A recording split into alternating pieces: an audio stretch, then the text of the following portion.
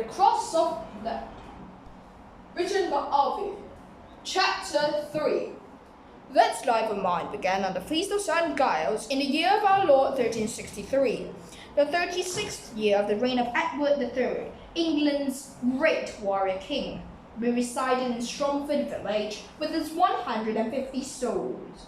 For as long as I could recall, my mother had simply called me son, and since the name was Esther, Esther's son became a common name.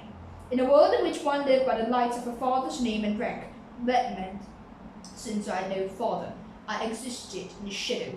But he, like so many, had died before my birth during a recurrence of the great mortality, often called the plague. Also, my mother had informed me she rarely mentioned him. Nor did she ever take another husband, a circumstance I did not question.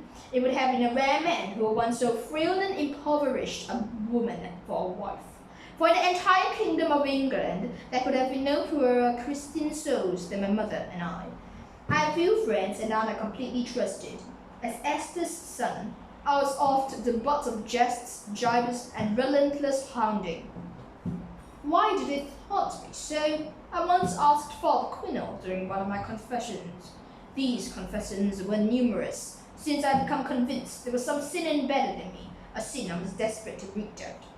"Be accepting," was the priest's advice. "Think how our blessed Christ was taunted on his cross."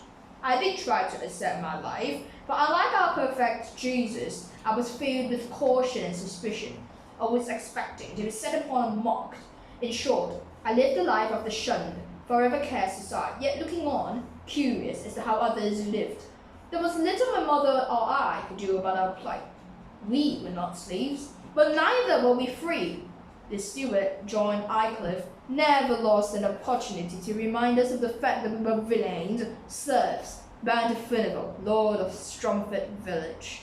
Yet, this Lord Furnival had fought in France, or had been off to mercenary wars for so many years that most villagers, including myself, had never set eyes on him. It did not matter.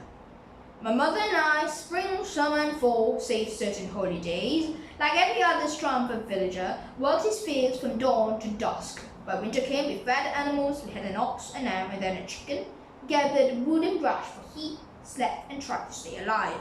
At the time when bread cost a quarter penny a loaf, the value of my mother's daily labor by King Edward's royal decree was a penny each day.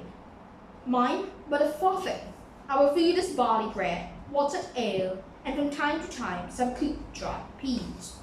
If good fortune blessed us, there might be a little meat at Christmastide. Thus our lives never changed. But when ground the rolling years beneath the starry vault of distant heaven, time was the great millstone, which ground us to dust like kerneled wheat. The Holy Church told us where we were in the alterations of the day, the year, and in our daily toil. Birth and death alone gave distinction to our life, as we made the journey between the darkness whence we had come to the darkness where we were fated to await judgment day. Then God's terrible gaze will fall on us and lift us to heaven's bliss, or throw us down to the everlasting flames of hell. This was the life we led. It was no doubt the life my forefathers had led, as had all men and women since the days of Adam. With all my heart, I believed that we would continue to live the same until Archangel Gabriel announced the end of time, and with my mother's death. It was as if that time had come.